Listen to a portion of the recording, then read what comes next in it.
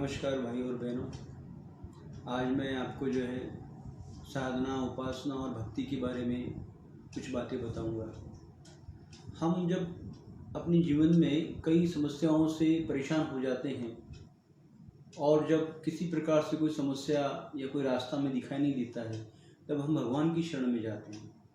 अपनी जाति और धर्म के अनुसार, हमारे गुरु के अनुसार हम भगवान की शरण में जाते हैं और हमारे मन में भक्ति का अंकुर जागता है कि भाई भक्ति करनी चाहिए, भगवान ही हमें बचा सकते हैं। तो कैसी भक्ति करनी चाहिए, कैसी भक्ति होनी चाहिए, क्या पूजा पाठ होना चाहिए। तो आज मैं आपको इस बारे में बताता हूँ कि भक्ति के 3 प्रकार होते हैं: सात्विक भक्ति, राजसिक भक्ति और तांत्रिक भक्ति। सात्विक भक्ति में क्या होता है कि हम भगवान को चाहते हैं। भगवान को चाहने वाले इस दुनिया में बहुत कम लोग हैं। भगवान को चाहने वाले लोग इस दुनिया में बहुत कम हैं। संत ज्ञानेश्वर, एकनाथ महाराज, मीराबाई, कबीरदास जी, सूरदास जी, रामकृष्ण परमहंस, इन्होंने सिर्फ भगवान को चाहा, भगवान से कुछ मांगा नहीं। और जब भगवान उनको चाहा तो इन्हें मुक्ति मिल गई, मोक्ष मिल गया। उन्होंने किसी भी प्रकार की सांसारिक सुख की कल्पना ही नहीं की। इसको कहते हैं सात्विक भक्ति। राजसिक भक्ति में क्या होता है, राजसिक भक्ति में आपको बाद में समझाता हूँ, पहले तांत्रिक भक्ति बताता हूँ। तांत्रिक भक्ति क्या होता है कि कुदरत के नियम के खिलाफ जो लोग काम करते हैं, जो हमारे जीवन है उस जीवन के खिलाफ कुछ लोग काम करते हैं। जैसे मृत्यु अटल है, कुछ लोग सोचते हैं कि अमर हो जाए, वो जानवरों की बलि देते हैं, कई बार तो इंसानों की बलि देते हैं। एक अघोरी विद्या है। यह विद्या हमारे देश में आसाम, पश्चिम बंगाल जैसे राज्यों में प्रसिद्ध है, पर सरकार ने इसे बैन कर दिया है।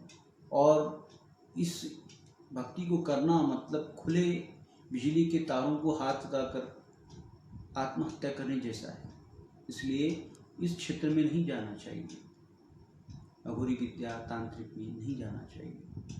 और यह भक्ति सांसारिक लोगों के लिए सफलतादायक पण नहीं है, इसलिए ये भक्ति नहीं करनी चाहिए।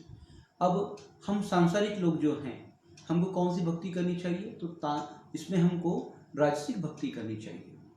तो राजसिक भक्ति क्या होती है? जहाँ हम भगवान को तो चाहते हैं, पर भगवान के साथ साथ भगवान से भी चाहते हैं कि हे भगवान हमारा ये काम पूरा कर दो, हे भगवान हमारी ये मनोकामना पूरी कर दो, हे भगवान हमें ऐसा वरदान दो। तो किसी भी तरह की हमारी मन में जो इच्छाएं होती हैं उसे पूरा करने के लिए हम भगवान की शरण में जाते हैं और उससे मांगते हैं। तो ये राजसिक भक्ति होती है। राजसिक भक्ति में भी 2 भाग होते हैं, उपासना और साधना। जब हम स्वयं, यजमान जब स्वयं कोई पूजा पाठ करता है, कोई भक्ति करता है, उसने कोई गुरु किया है, उसकी जाति और धर्म के अनुसार कोई भगवान है, कुल देवता हैं, तो जब उनकी साधना उपासना करता है तो उसे उपासना कहते हैं। उपासना में क्या होता है, जिस तरह हम रोज खाना खाते हैं तो हमारे शरीर में खून बनता है। 1 से 2 लीटर खून बनने के लिए कई दिन लग जाते हैं, पर जब अचानक दुर्घटना हो जाती है तो डॉक्टर कहता है कि भाई 1 से 2 लीटर खून लगेगा। तो उस वक्त डॉक्टर जो है कुछ मिनटों में हमें खून चढ़ा देता है, जबकि हमें कई दिन लगे हमारे शरीर में रोज भोजन से, पर वो हमें दिखाई नहीं देता। इसी तरह रोज उपासना करने से हमारी आध्यात्मिक शक्ति बढ़ते जाती है, हमारी ऑरा पावर बढ़ती जाती है, पर वो हमें दिखाई नहीं देती। हम सोचते हैं कि जल्दी से चमत्कार हो जाए, कि भाई इतने दिन से उपासना कर रहे हैं, भगवान की भक्ति कर रहे हैं, लेकिन कोई चमत्कार नहीं हो रहा है। तो इसके लिए भी आपको धैर्य रखना होगा। अब चलते हैं साधना में।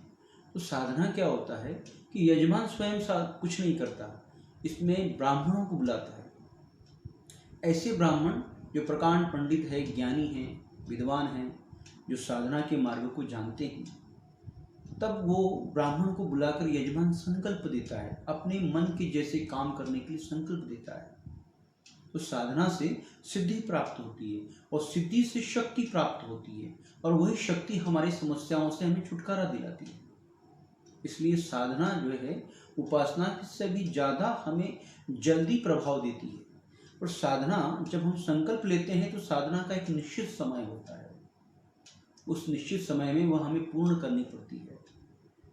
यजमान इस भागदौड़ के जीवन में साधना कर नहीं पाता, इसलिए विद्वान पंडित ब्राह्मणों को बुलाकर संकल्प देता है अपनी कामना पूर्ण करने के लिए।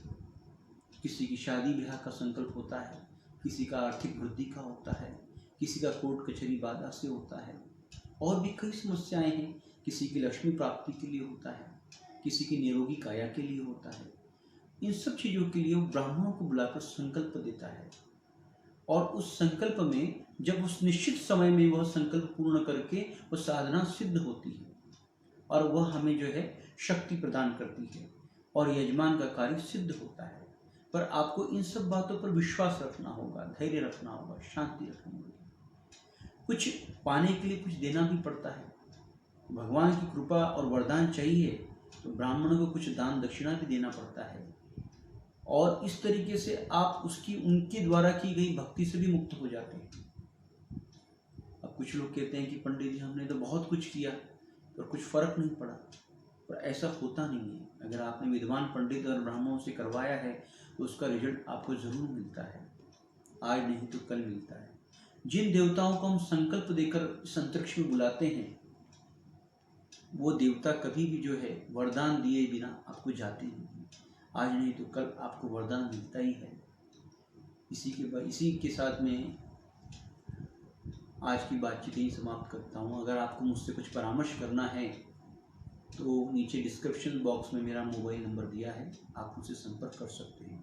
अगले वीडियो में मैं आपको जल्द से जल्द शीघ्र विवाह के लिए, या जिनकी शादियाँ हो गई है पर किसी न किसी कारण से समस्या आ रही है, उनके निराकरण का आपको मैं मार्ग बताऊंगा।